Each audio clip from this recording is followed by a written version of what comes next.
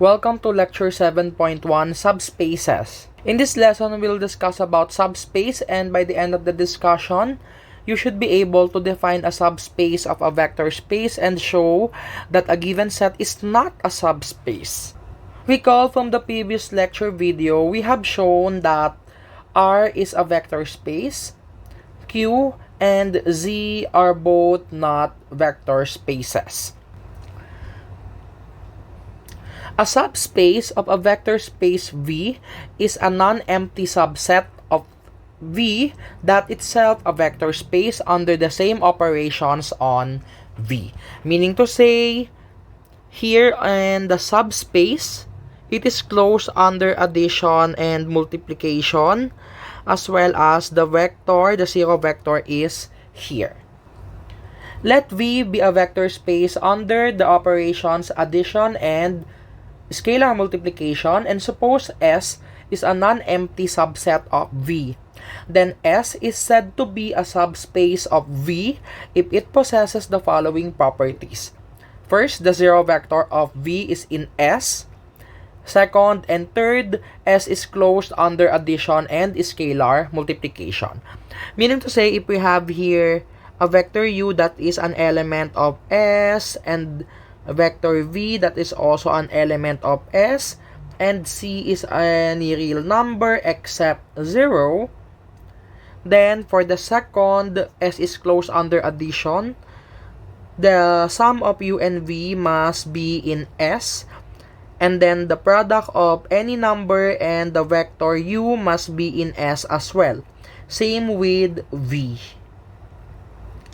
So these are the conditions that must be satisfied for a set to be a subspace of a vector space.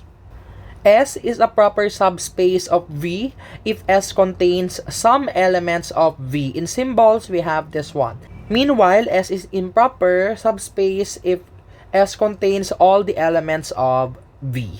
Let's have the following remarks. Zero vector is a proper subspace of both S and of V. From number 2, a vector space is a subspace of itself.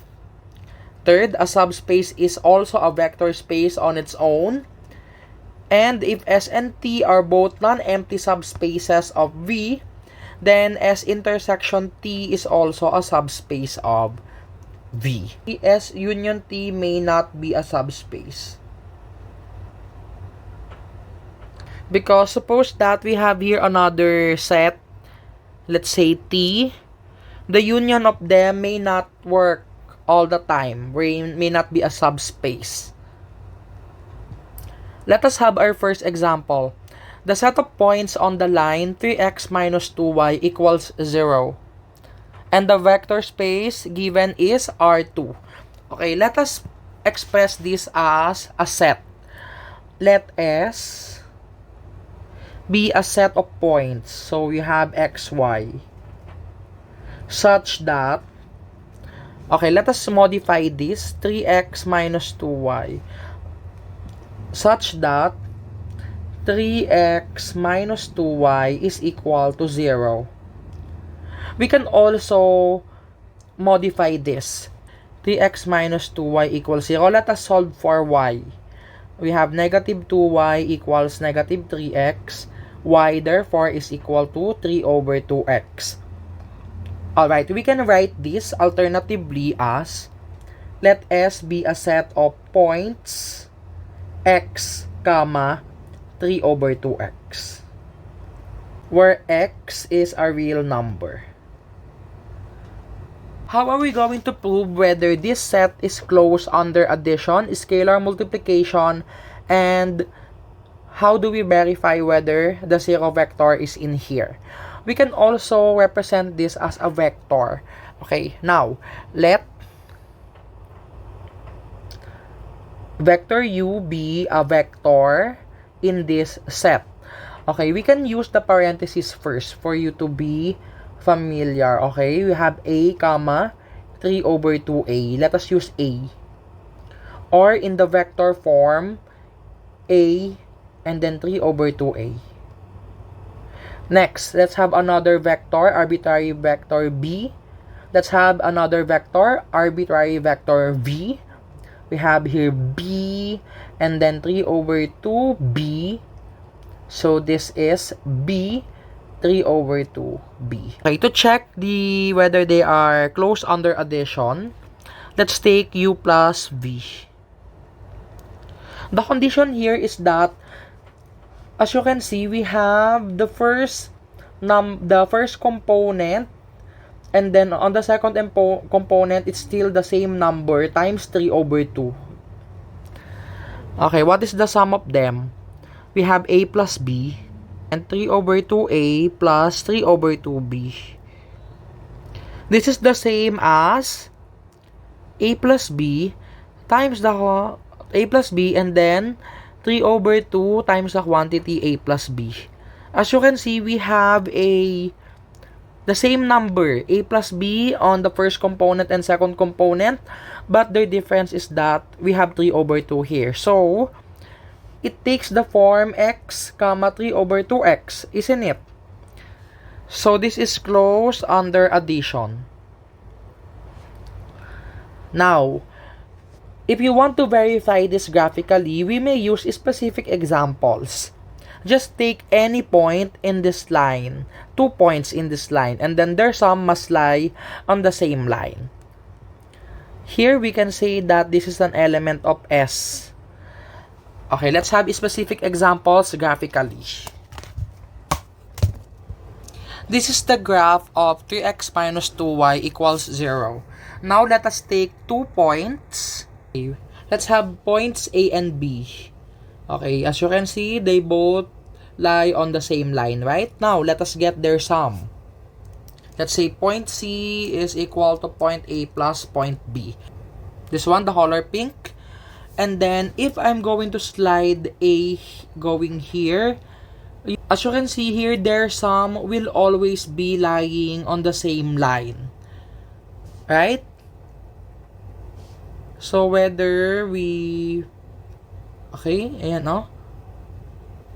Thus, it is closed under addition. Let's have the scalar multiplication. Okay, we have, let's see be a real number except 0. Alright, so we have here C times vector U. We will have CA and then 3 over 2 CA. As you can see, we still have the same format, right? We have a number on the first component, and on the second component, we still have the same number times 3 halves. Therefore, this one belongs to the given set. Hence, it is closed under scalar multiplication. Now, we can make use of the graph again to verify whether this will always lie on the given line. Suppose that we have here point A, and then let's have a slider. And then point B, let's say this is the C times A.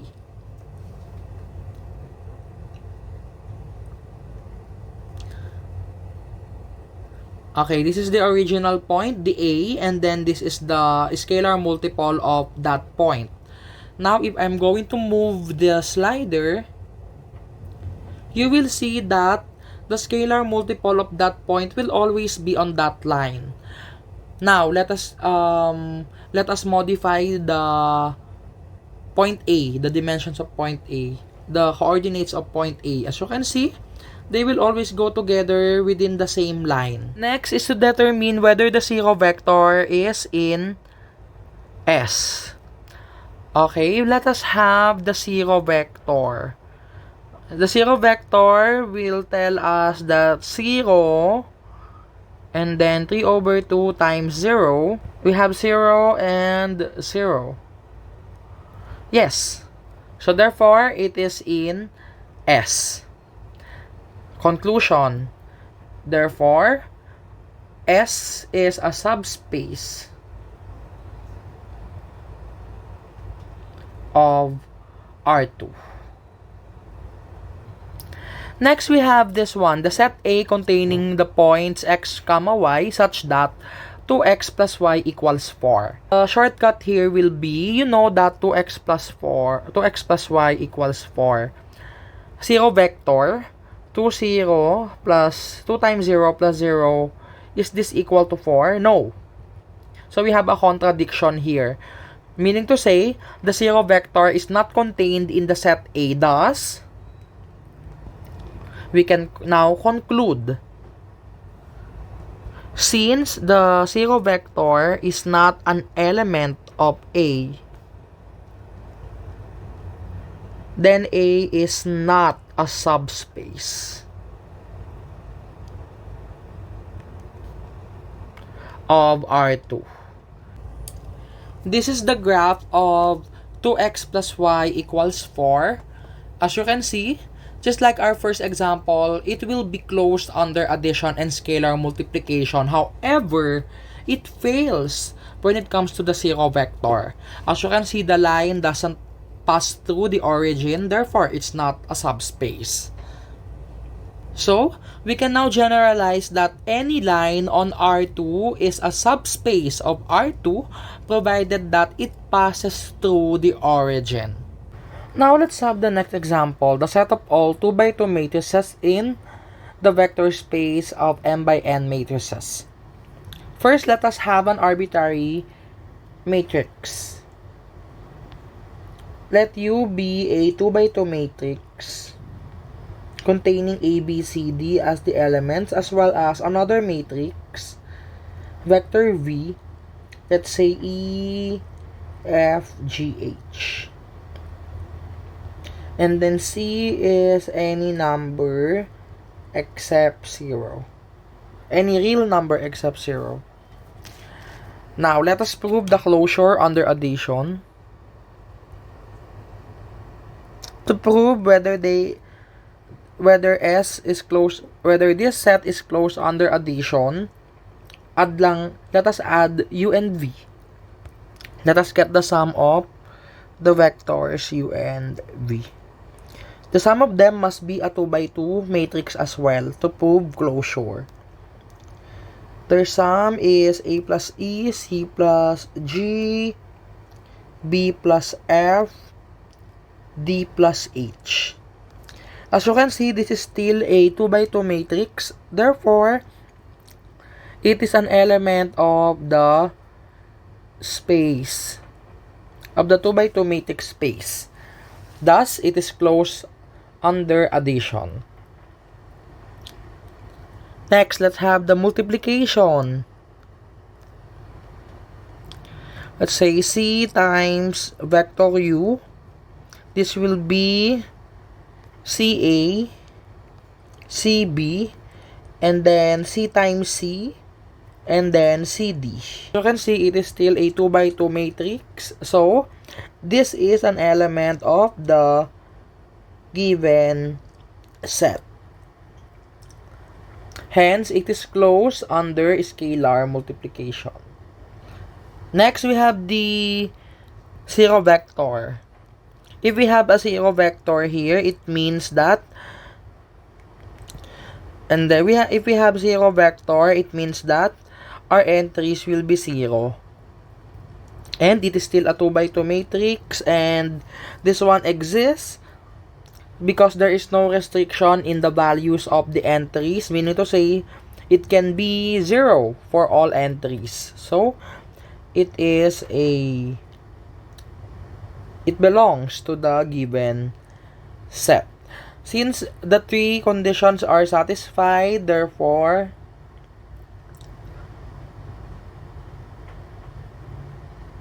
the space containing 2 by 2 matrices is a subspace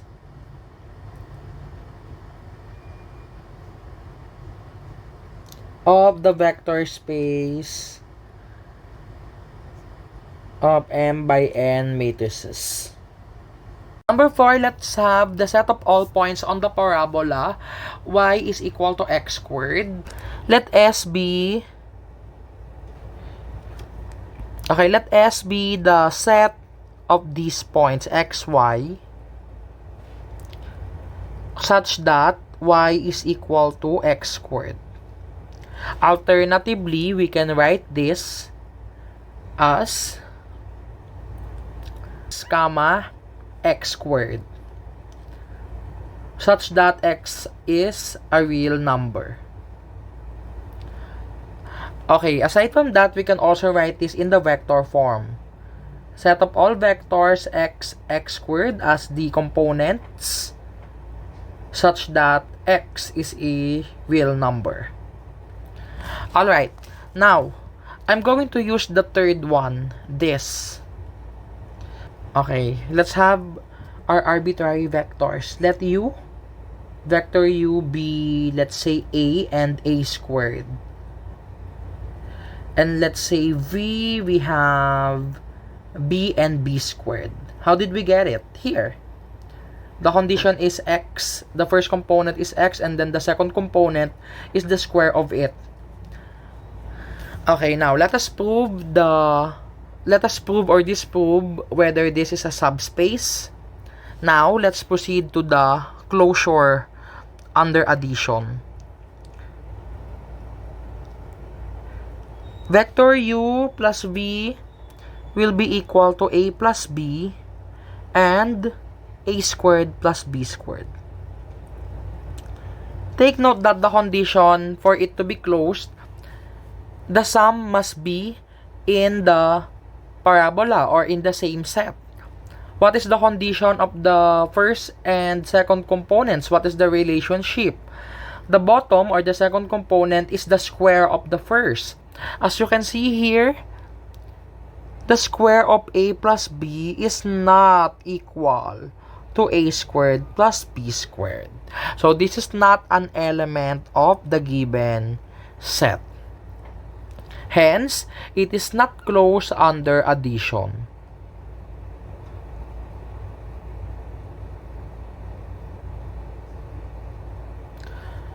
We can prove this graphically.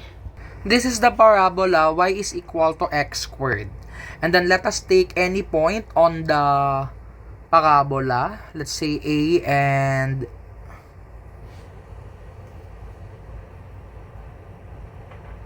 B. Okay, so it is lying. They are both lying on the parabola. And then let's have another point C. Point C is the sum of the two points. Okay, this is point C. As you can see, it is outside the parabola. Thus, this tells us that it is not closed under addition because this point must lie on the parabola for it to be a vector space. Okay? When we move this, okay, it will never be, or maybe once only. Okay, ayan. When the other point is in the origin, their sum will be the other point. So that is the only time. For this one to be a subspace, it must be all the time. Okay, let us play it. As you can see how it behaves. We can also check the multiplication, even though we can already conclude that this is not a subspace. But if you want to see the multiplication, we just have C times U. So the result of this will be CA and then CA squared. As you can see, the square of CA is not equal to CA squared. So therefore, this is not contained in the S. Hence, this is not closed under multiplication. Graphically, we can also see this. Suppose that we have here point B, and then we have a slider, the scalar multiplier, and then point B is C times A.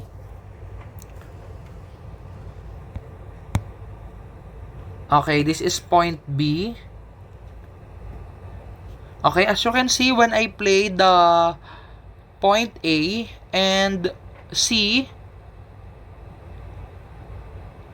it is not lying on the parabola. Hence, it is not closed under scalar multiplication. Now, we can conclude that S is not a subspace of R2. Next, we have the set of all points on the circle x squared plus y squared plus 10x equals 0. And then the vector space is R2.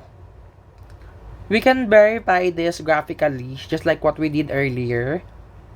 And then the formal proof will be this one, how we did it here. But for the example 5, just do it on your own to prove it formally, but I will use graph, okay? Alright, as you can see here, this is the graph of the circle x squared plus y squared plus 10x equals 0. Don't be deceived, even though the 0 vector does exist here. Let us check whether the addition and scalar multiplication are both closed here. Let us take any point on the circle. 2 points. Okay, points A and B. And then we can play this. Just like this one. Now, let us have their sum. C equals A plus B. Okay, let us play the slider for the points A and B. And then this is their sum. As you can see, it's not lying on the circle. So when I play this, you will see that their sum is not always lying on the circle. Therefore, it is not closed under addition. Next is to prove whether this is closed under scalar multiplication. So let's take a point B such that B is a scalar multiple of point A. Okay, take note that this happens when C is equal to 1. However, when I move it, it will go outside the circle. If I play it further, the slider, as you can see, it's now going anywhere and not inside or in the vicinity of the circle, right?